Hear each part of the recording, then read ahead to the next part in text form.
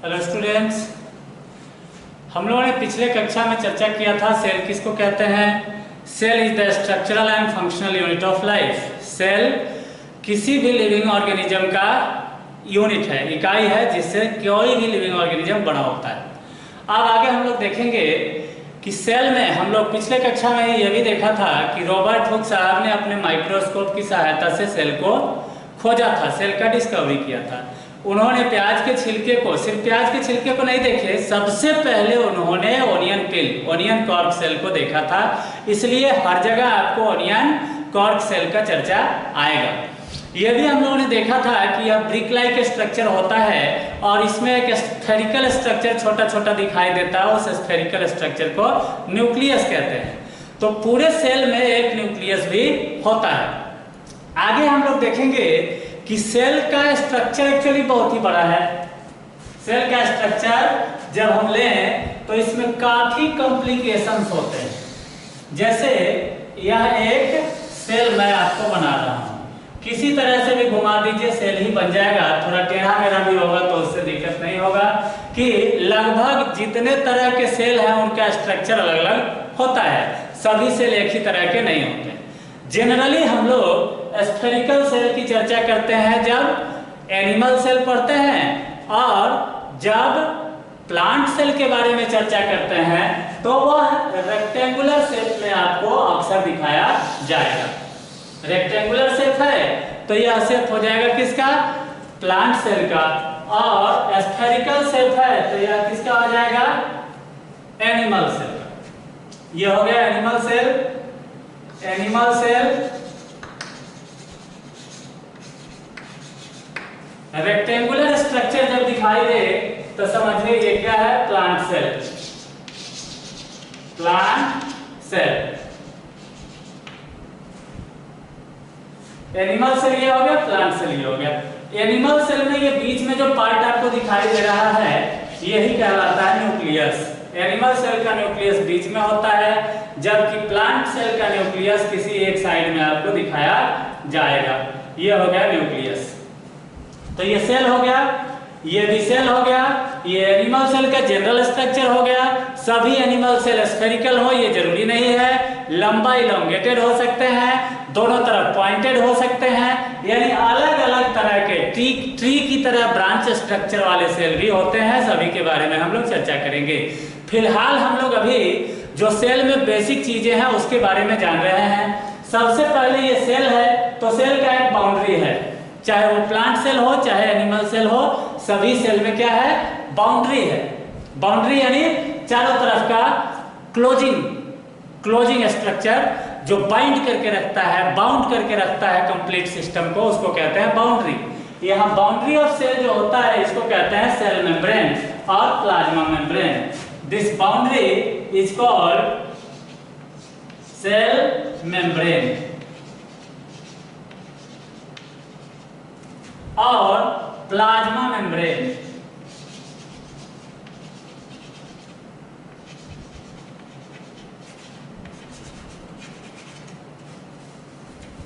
इसमें plant cell में ध्यान दीजिएगा, इसका बाउंड्री इतना पतला नहीं होता है, इसका बाउंड्री होता है मोटा। ये बाउंड्री हो गया प्लांट सेल का। और चूंकि मोटा बाउंड्री होता है इसलिए इसको मेम्ब्रेन नहीं कहेंगे, इसको वॉल कहते हैं, दीवार। और चूंकि ये सेल के चारों तरफ घेरने वाला दीवार है इसलिए इसका नाम है सेल वॉल। इसलिए इसको कहते हैं सेल वॉल।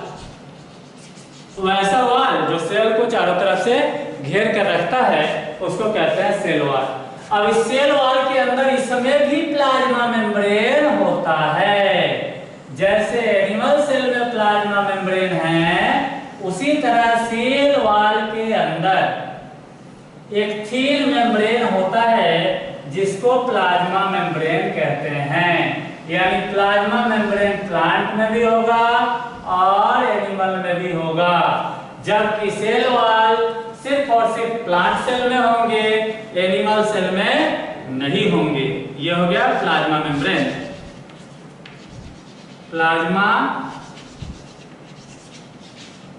मेम्ब्रेन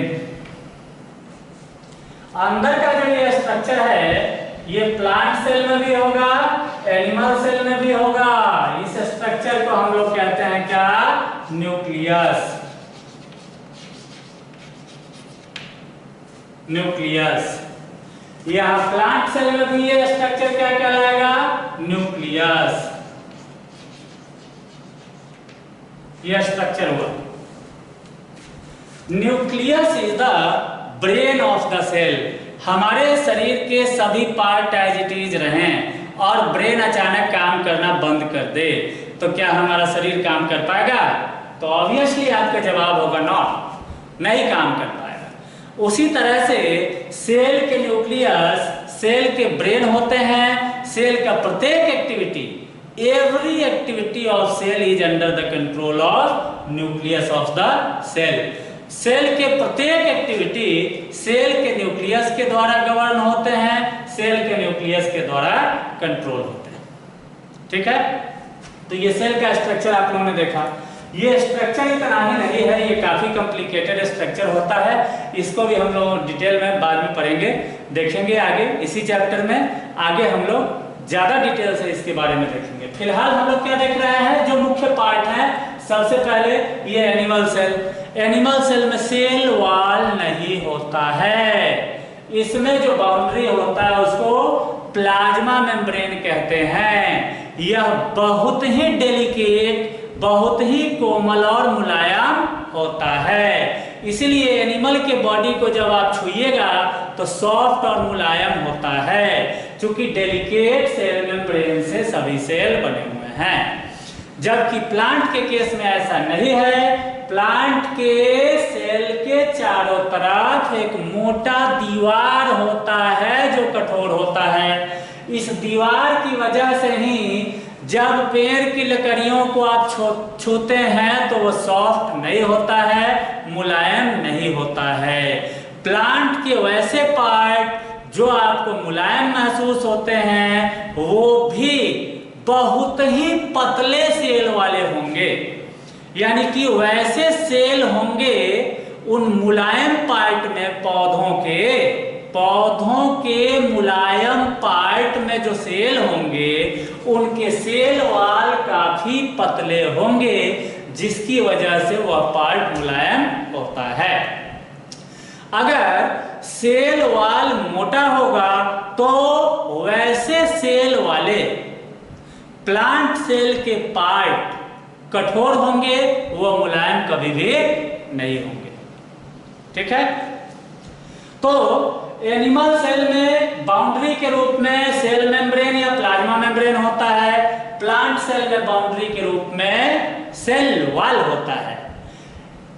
लेकिन प्रत्येक सेल वॉल के अंदर एनिमल सेल की तरह थिन मेम्ब्रेन भी पाया जाता है और उसको भी प्लाज्मा मेम्ब्रेन ही कहा जाता है। तो अभी तक आप लोगों ने कुछ कंपोनेंट के बारे में देखा सेल के, सेल मेम्ब्रेन या प्लाज्मा मेम्ब्रेन। दूसरा हम लोगों ने देखा न्यूक्लियस। अब आते हैं हम लोग किसमें? प्लांट सेल में। प्लांट सेल में भी हम लोगों ने देखा, एक तो हो गया मोटा थिक सेल वॉल, उसके अंदर क्या हो गया? प्लाज्मा मेम्ब्रेन, और उसके अंदर क्या हो गया? न्यूक्लियस। तो इसमें 3 पार्ट और इसमें 2 पार्ट हम लोगों ने देखा। इसके अलावे न्यूक्लियस के बाहर बहुत तरह के छोटे छोटे पार्ट्स होते हैं along with certain liquid filled inside it। इसके अंदर लिक्विड भरा होता है। इस लिक्विड का नाम है साइटोप्लाज्म। क्या नाम है? Cytoplasm. The liquid filled inside the cell is called cytoplasm। Cytoplasm.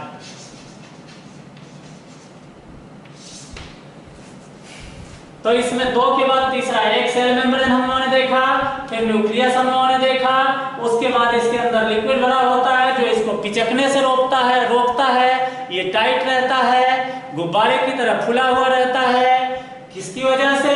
इस लिक्विड की वजह से, जिसको साइटोप्लाज्म कहते हैं। हिंदी में इसको जीव द्रव्य, जीने के लिए जिस लिक्विड का उपयोग होता है उसको जीव द्रव्य या साइटोप्लाज्म कहते हैं। यह सेल के जीवन के लिए भी आवश्यक है और लिविंग ऑर्गेनिज्म के जीवन के लिए भी आवश्यक है।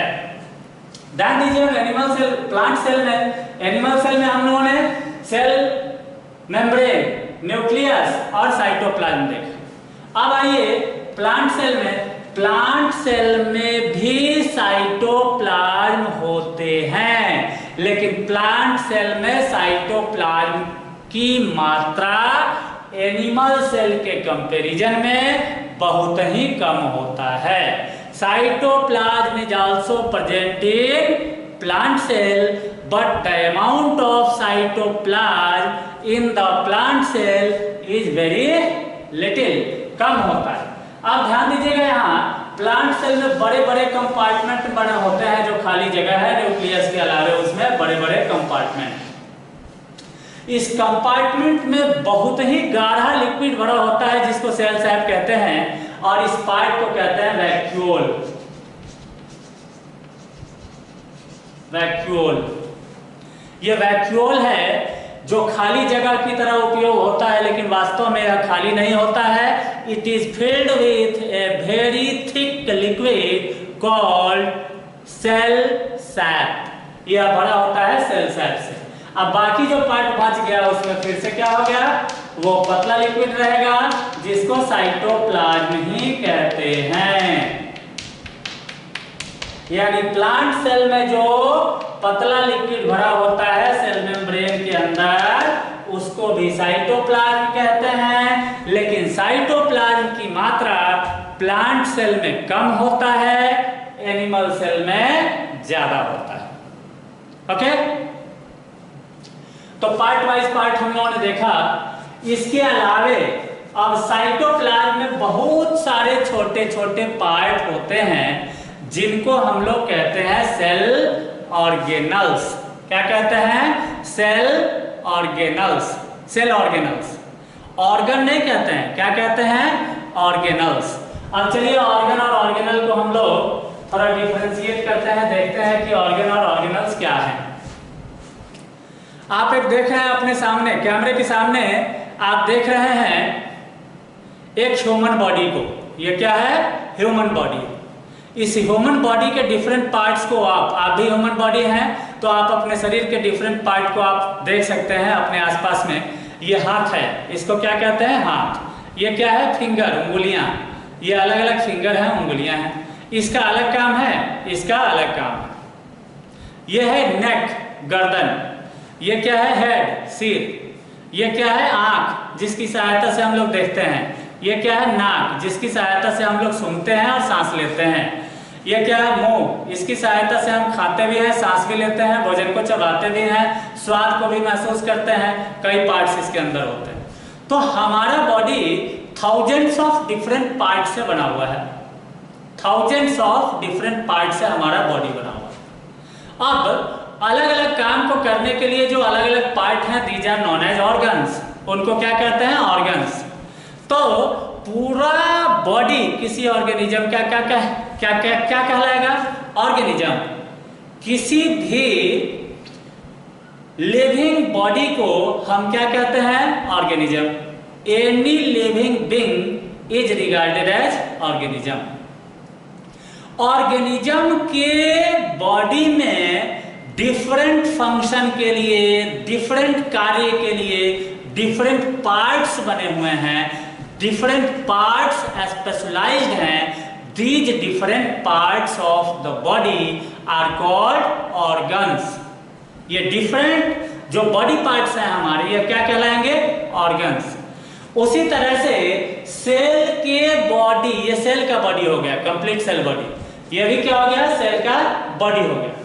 तो ये सेल के बॉडी में डिफरेंट पार्ट्स डिफरेंट फंक्शंस के लिए बने हुए हैं। These parts of the cells are called cell organelle. Cell organelle. The different parts और different components present inside the cell and perform different function inside the cell are called cell organelles. यानी किसी भी cell के अंदर ढेर सारे cell organelles होते हैं और हम लोग इस चैप्टर में सेल के उन सभी पार्ट्स के बारे में पढ़ेंगे, उनका स्ट्रक्चर देखने में वो कैसे होते हैं उसके बारे में पढ़ेंगे और उनका अलग अलग क्या फंक्शन है उसके बारे में भी पढ़ेंगे। ओके, तो यहां हम लोगों ने कुछ पार्ट को देखा, साइटोप्लाज्म, सेल मेम्ब्रेन, न्यूक्लियस। उसी तरह से प्लांट सेल में हम लोगों ने देखा cell wall, cytoplasm, cell wall, cytoplasm, plasma membrane, nucleus and vacuole. ये वैक्यूल है, ये भी वैक्यूल है। वैक्यूल में क्या भरा होगा? बहुत ही गाढ़ा लिक्विड जिसको हम लोग क्या कहते हैं? Cell sac. उस गाढ़े लिक्विड को क्या कहते हैं? Cell sac. तो सेल सैक भी हमने देखा, वैक्यूल भी हमने देखा। अब मुख्य रूप से आप देखेंगे कि कुछ पार्ट जो एनिमल सेल में नहीं है लेकिन प्लांट सेल में हैं। वैसे कौन कौन से पार्ट अभी तक हम लोग देखे?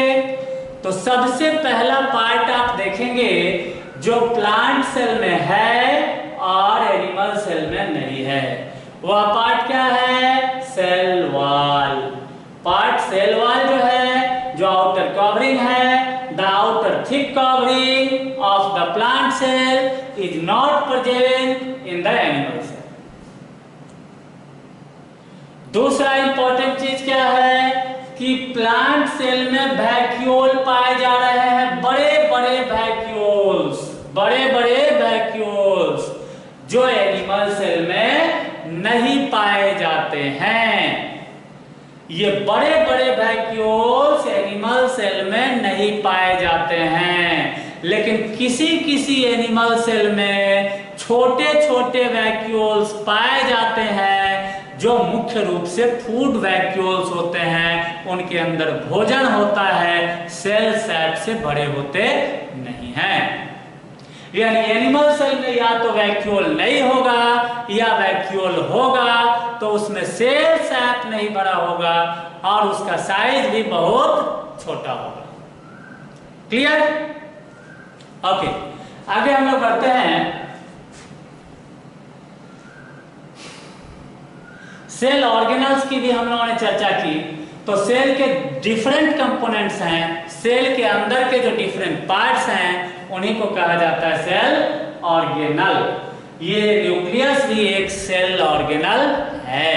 इसके अलावे भी कुछ पार्ट पाए जाते हैं सेल के अंदर जिनको हम लोग सेल ऑर्गेनल ही कहते हैं। जैसे एग्जांपल में हो गया वैक्यूल, इसके अलावे होगा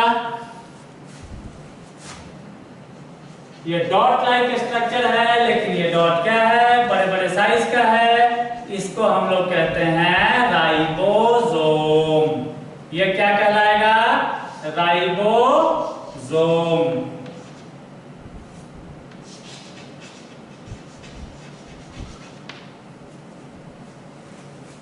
ये राइबोसोम प्लांट सेल में भी पाए जाएंगे और एनिमल सेल में भी पाए जाएंगे।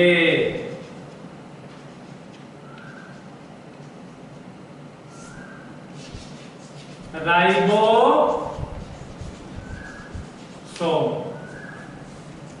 यहां भी राइबोसोम, यहां भी राइबोसोम, दोनों ही सेल में राइबोसोम पाया जा रहा है। तो दो डिफरेंस हम लोगों ने देखा, सेल वाल इसमें नहीं है, इसमें है। वैक्यूल इसमें नहीं है या बहुत छोटा है, इसमें वैक्यूल है और बड़ा है। और इसमें क्या बड़ा होता है? सेल सैक बड़ा होता है। ओके, नेक्स्ट हम लोग देखेंगे कि माइटोकॉन्ड्रिया, यह एक प्रकार का सेल स्ट्रक्चर है, इलोंगेटेड इस तरह का। इसके अंदर का स्ट्रक्चर इस प्रकार होता है और ये हो गया माइटोकॉन्ड्रिया।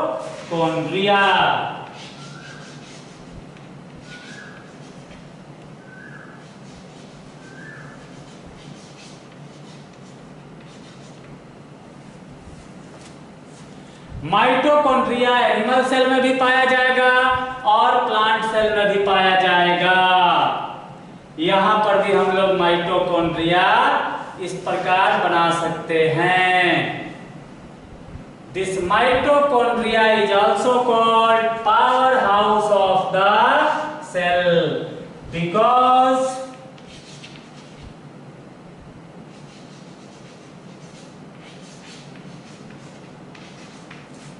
माइटोकॉन्ड्रिया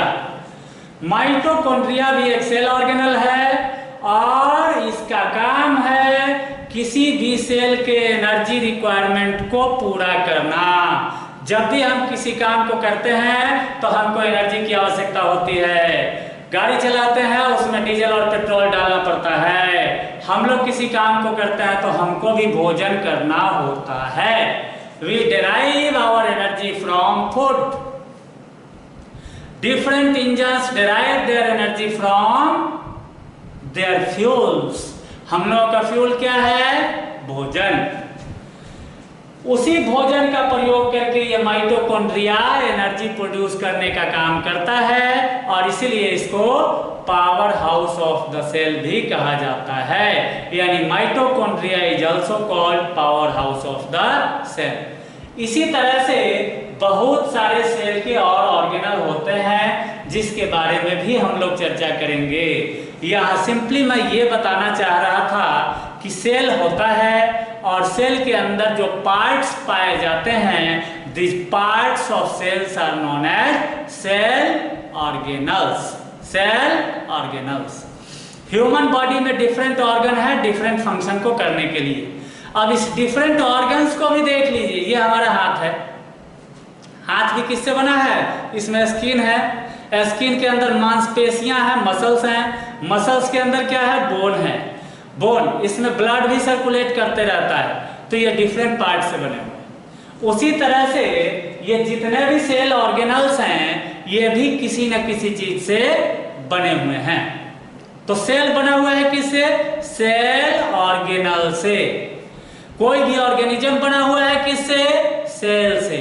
ऑर्गेनिज्म बना है सेल से, ऑर्गेनिज्म बना है ऑर्गन से, ऑर्गन बना है सेल से, सेल बना है सेल ऑर्गेनल से। सेल ऑर्गेनल किससे बना है?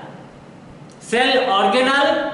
तो ये जितने सेल ऑर्गेनल्स हैं वो सभी बने हैं मॉलिक्यूल्स। किससे बने हैं? मॉलिक्यूल्स। मॉलिक्यूल्स। और मॉलिक्यूल्स किससे बने हैं? तो एटम से बने हैं। किससे बने हैं? एटम से। तो atom is the smallest particle of matter which can take part in chemical reaction. ऐसा हम लोग जानते हैं। Atom the smallest particle of matter which can take part in chemical reaction is called atom. कई atom मिला है, बना molecule. अब मॉलिक्यूल के बारे में भी हम लोग पढ़े हैं कि एक एटम से बना है तो मोनोएटॉमिक मॉलिक्यूल, दो एटम से बना है डाइएटॉमिक मॉलिक्यूल, तीन एटम से बना है ट्राइएटॉमिक मॉलिक्यूल, चार एटम से बना है टेट्राएटॉमिक मॉलिक्यूल, पांच एटम से बना है पेंटाएटॉमिक मॉलिक्यूल। बहुत सारे एटम से बना हुआ है, क्या कहलाएगा? Polyatomic molecule. यानी some molecules are there which are made up of millions of atoms. कुछ मॉलिक्यूल्स ऐसे भी हैं जो हजारों हजार एटम से मिलकर के बने हुए होते हैं। तो जब हायरार्की हम लोग देखेंगे सेल तक पहुंचने के लिए तो सबसे छोटा पार्ट क्या हो जाएगा? एटम। और एटम किससे बना है? तो ये भी आप लोगों को पता है कि atom is made up of electron, proton and neutron. Atom किससे बना है? इलेक्ट्रॉन, प्रोटॉन और न्यूट्रॉन से। तो एटम बन गया किससे? इलेक्ट्रॉन, प्रोटॉन और न्यूट्रॉन से। उसके भी पीछे जाकर हम लोग देखें, हम लोग पढ़ चुके हैं कि ये इलेक्ट्रॉन, प्रोटॉन और न्यूट्रॉन किससे बने। तो हम पाते हैं कि इलेक्ट्रॉन, प्रोटॉन और न्यूट्रॉन बने हैं क्वार्क से। क्वार्क पर भी हम लोग चर्चा किए थे कि क्वार्क से बने हैं इलेक्ट्रॉन, प्रोटॉन और न्यूट्रॉन।